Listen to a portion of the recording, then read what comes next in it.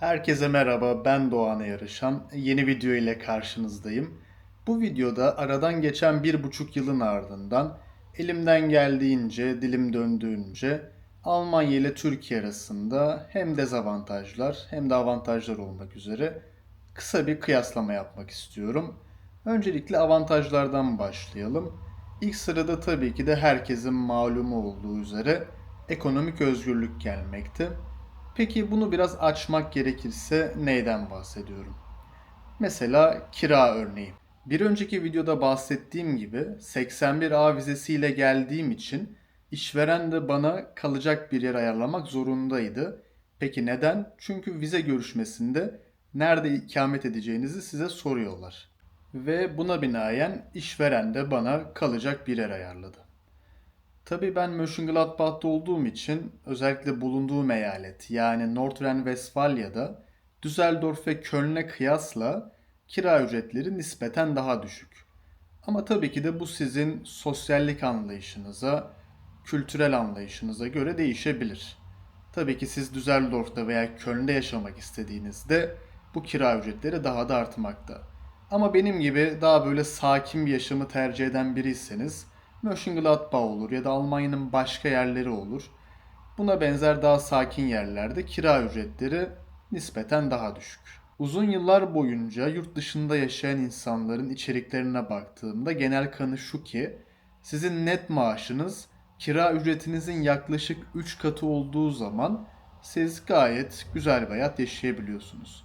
Tabi bundan kastım yani aşırı lüks bir hayat değil ama en azından ekonomik kaygı çekmeyecek şekilde bir hayat. Bir diğer konu ise haftalık market alışverişi. Türkiye'den ayrılmadan önce şunu hatırlıyorum ki alışverişe gittiğim zamanlar bir ürünün fiyatı 50 lira ise bugün haftaya o ürünün fiyatı 60 lirayı ya da daha fazla olacak şekilde geçebiliyordu. Şimdi bu olduğu zaman insana belirsizlik geliyor. Şimdi bu belirsizlik hissiyatı ise insanda stres yaratıyor. Neden?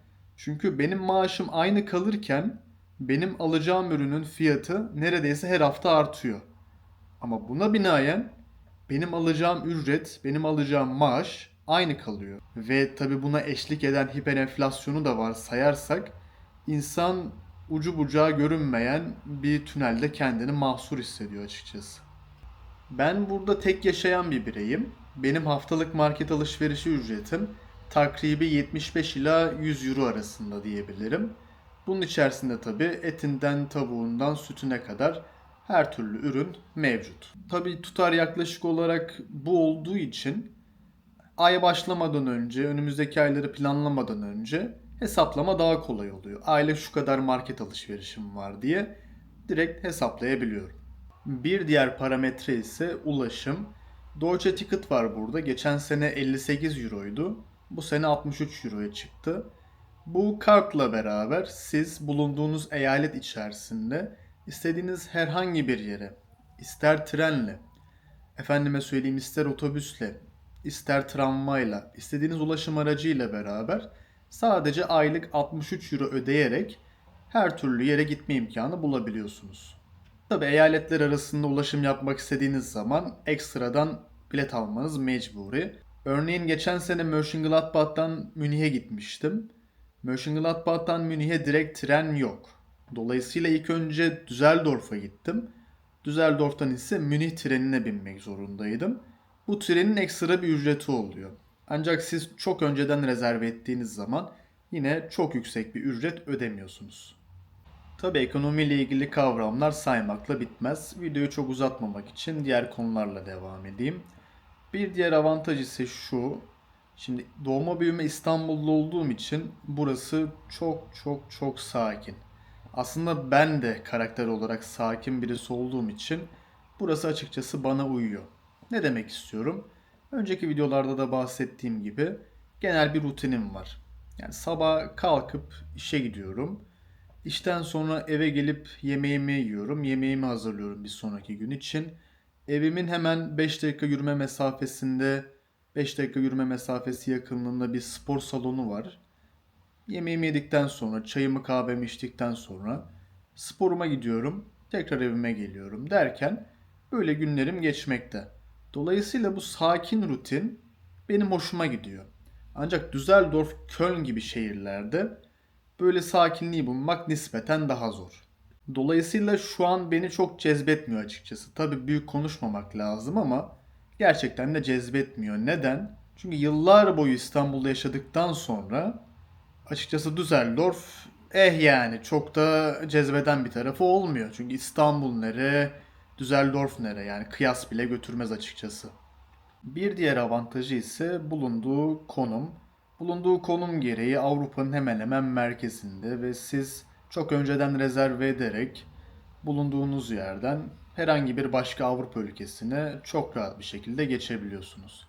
Ve siz oturum kartını elde ettikten sonra tabiri caizse akbil basar gibi farklı bir ülkeye, Fransa'ya, İtalya'ya rahat bir şekilde geçebiliyorsunuz. Kimse size sormuyor. Çünkü en son Düsseldorf'tan İstanbul'a uçtuğumda oradaki görevli bana sordu ki oturum kartınız var mı? Ben tabii mecburen klasik EU, non-EU kısmı. Daha girerken seni yakıyorlar ya, EU vatandaşı, others. Others, o zaman others. Bunlar kim ola ki? Non-EU'dan mecbur olarak girdim tabii ki. Tam giderken orada da güvenlik bana sordu. Oturum kartınız var mı? Dedim maalesef. Tamam dedi geçti. Sizin şayet oturum kartınız olduğu zaman direkt EU vatandaşı, direkt Avrupa vatandaşı üzerinden gayet rahat bir şekilde geçebiliyorsunuz. Herhangi bir sıkıntı olmuyor. Kimse de size ne yapıyorsunuz, ne ediyorsunuz, efendime söyleyeyim ne zaman döneceksiniz gibi sorular sormuyor. Herhangi bir sıra beklemeden rahat bir şekilde geçebiliyorsunuz. Tabii konum demişken sadece ülkeler arası değil, şehirler arası geçişten de bahsediyorum. Örneğin Mönchengladbach'tan Düsseldorf'a gitmem benim hemen hemen yarım saat 40 dakikamı alırken Köln'e gitmem bir saat ya da bir saati bazen geçebiliyor. Dolayısıyla bu da güzel bir avantaj. Bir diğer husus eğitime verilen destek. Neden bahsediyorum? Örneğin fizyoterapi alanından konuşayım. Tamam sizin diplomanız var, çalışıyorsunuz ve kendinizi belli bir alanda geliştirmek istiyorsunuz. Örneğin manuel lenf drenajı ya da bobat da olabilir ya da başka teknikler de olabilir. Bu konu hakkında işveren size destekte bulunuyor. Bir diğer husus örnek vermek gerekirse dil konusunda çok baskının olmaması. Özellikle ilk geldiğim zamanlar tamam B2 sertifikasıyla gelmiştim ama o B2 sadece kağıt üstünde B2. Siz buraya geldiğiniz zaman doğruyu söylemek gerekirse B2 değilsiniz. Seviyeniz daha da düşük ister istemez. Özellikle ilk günler iletişim konusunda çok çok sıkıntılar yaşıyordum. Ancak bu zamana kadar kimse bana şu konuda şurada şunu yanlış söyledin, doğrusu şöyle şöyle olacaktı, efendime söyleyeyim burada bunu kullanamazsın, şunu şöyle düzeltmen lazım şeklinde bir uyarı gelmedi. Genelde anlayışlı olmaya çalışıyorlar. Bu da ekstra bir avantaj. Çünkü bizde örneğin yabancılar Türkçe öğrenmeye çalıştığında ben va gelmek İstanbul dendiği zaman meşhur sahne akıllara geliyor. Onu eklerim videoya. O zaman biz de onun gramer testine. Ben gelmek İstanbul. Steve otur lan buraya, otur buraya, otur buraya. Sen master halinde mi geldin lan İstanbul'a? Ben var gelmek. Ne zaman, hangi zaman zarfında geldin? Geldim, geliyorum, geleceğim, gele yazdım, gelmiştim, geleydim. Dolayısıyla bu konuda ister istemez güzel bir avantaj sağlıyor. Evet, avantajlardan kısaca bahsettim. Şimdi ise dezavantajlara geçelim. Birinci dezavantaj pek tabii ki aile özlemi diyebilirim. İlk defa aile evinden ayrıldığım için benim için tabii nispeten daha zor bir durumdu. Ancak bu zamana kadar alıştım diyebilirim. Tabii arada telefonla görüşüyoruz, onda bir problem yok. Ama tabii hiçbir yerin tadını aynı ortamda bulunarak, aynı ortamda çay kahve içerek, sohbet ederek, kahkahalar atarak geçen sohbetin yerini tutmuyor tabii ki de.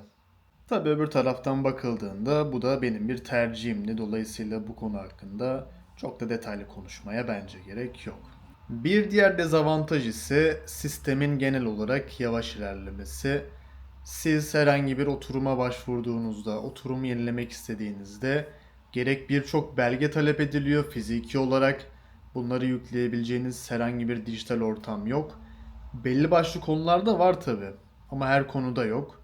Halbuki sürekli her konuda dijital olsa açıkçası nispeten daha iyi olur. Ama tabii orada da siber güvenlik konusu devreye giriyor. Yani o da tartışmaya açık bir konu açıkçası. Ama bu bekleme süreleri çok çok yoruyor insanı. Yani siz bir şeye başvurmak istiyorsunuz. Şu belgeler lazım, şu lazım, ekstra bu lazım. Tamam, hepsini toparladınız. Götürüyorsunuz, yetkiliye teslim ediyorsunuz. Bir bakıyor, aa şu belge de eksik, şunu da getirin öyle bakalım. Hop, bir hafta daha gitti. Randevu buldun mu, bulamadın mı? Ausländerbehörde'ye gittin, randevusuz gittin örneğin. 3 saat, 4 saat bekliyorsun yani. Hadi randevu buldun, bugün Şubat'ın ortasıysa örneğin. Ta Mart'ın ortasına kadar bulursan şanslısın gibi. Böyle yavaş ilerleyen bir sistem var. Dolayısıyla burası diyor ki sana sakin ol, hayatın tadını çıkarmaya bak. Öbür taraftan işler zaten bir şekilde yürüyor diyor. Sen de bir genç olarak haliyle çok beklemek istemiyorsun. Tamam, bunu yaptım, sıradaki gelsin. Bunu nasıl yapabiliriz? Tamam, şöyle yaparız. Tamam, bu da bitti, sıradaki gelsin istiyorsun. Ama burası diyor ki hop kardeşim, nereye diyor? Burada bir bekle diyor. Bir başka dezavantaj ise şu: sosyal hayatın zorluğu. Şimdi Türkiye gibi fiziksel temasa çok yakın olan, sosyal hayatın çok yoğun geçtiği bir ülkeden Almanya gibi nispeten mesafenin olduğu bir ülkeye geldiği zaman insan zorlanıyor. Tabi burada da Türk arkadaşlar edinebiliyorsun. Onda bir sıkıntı olmuyor. Ama gerek Almanlarla, özellikle Almanlar ve diğer kişilerle, diğer ülkeden insanlarla sohbet etmeye çalıştığında hep gizli bir mesafe oluyor. Aslında sen onu ilk bakışta fark edemiyorsun. Ama ister istemez o mesafe orada duruyor. Yani o duvar, tabiri caizse, orada duruyor. Tabii genelde sosyal hayat kurmak zor oluyor. Çünkü sizinle çok yüzeysel sohbetlerde bulunuyorlar. Çünkü ne siz onların derdini anlayabiliyorsunuz. Tabii bize kıyasla dertleri daha az ama ne siz onların dertlerini anlayabiliyorsunuz, ne de onlar sizin derdinizi anlayabiliyor. Dolayısıyla empati konusunda bir çıkmazlık var. Bu çıkmazlık ise iletişim kopukluğuna sebebiyet veriyor. Sohbetlerde sadece yüzeysel kalıyor. Örneğin nasıl gidiyor, ne yaptın, ne ettin, hastaydın geçmiş olsun, daha iyi misin? Yani burada bitiyor genelde. Tabii ben bu durumu şuna yoruyorum. Çoğunlukla tabii 18-20'li yaşlardan itibaren aile evinden ayrılıyorlar. Dolayısıyla tek başına bir yaşam mücadelesi başlıyor onlar için. Bizde ise bu durum 23, 24, 25, 26, bazen 30'a kadar dayandığı için tabii sürekli hep beraber sonra insan yalnız kalmaya başlayınca diyor ki işte kendimi çok kötü hissediyorum vesaire. Yani onlar için aslında bu soğukluk, tabiri caizse, ya da bu mesafe bırakma durumu normal olmuş. Tabii bize normal gelmiyor ama insanın da yavaş yavaş alıştığı bir süreç açıkçası bu da. Özellikle kendim adıma konuşursam. Belki de en önemli dezavantajı unuttum. Tabii ki de en önemli dezavantaj hava. Yani klasik Almanya, İngiltere, Hollanda, Kuzey Avrupa ülkelerinde olmak üzere klasik, belirgin, çoğunlukla yılın 5 ayı, 6 ayı, bazen 7 ayı karanlık geçen gri bir hava söz konusu. Tabii ki de bu durum insanı depresyona itiyor. Bu durum için ise benim ilacım açıkçası spor salonu. Çünkü spor salonu olmasaydı şayet insanı direkt depresyona sokabilen bir durum. Çünkü her şeyle tek başınıza ilgilenmek zorundasınız. Hava zaten çoğunlukla kapalı, karanlık. Çünkü kışın mesela 5'te hava kararıyor. Siz zaten 4-4.30'da işten çıkıyorsunuz. Eve gelmeniz 5'i geçiyor derken kafada aslında gün bitmiş oluyor. Şimdi bu da olunca insan hiçbir şey yapmazsa, sadece evde dört duvar arasında oturursa ne oluyor? İnsanı daha çok ümitsizliğe itiyor, daha çok depresif düşüncelere itiyor açıkçası. Bu konuda ise spor benim ilacım oldu. O yüzden spor yapmaya devam. Sadece bugün için değil, özellikle gelecek için çok çok önemli. Evet, bu videoda sizlere dilim döndüğünce Almanya ile Türkiye arasındaki farkları kısaca açıklamış oldum. Sorularınız olursa yorum kısmında belirtebilirsiniz. Bir sonraki videoda görüşmek üzere. Hoşça kalın.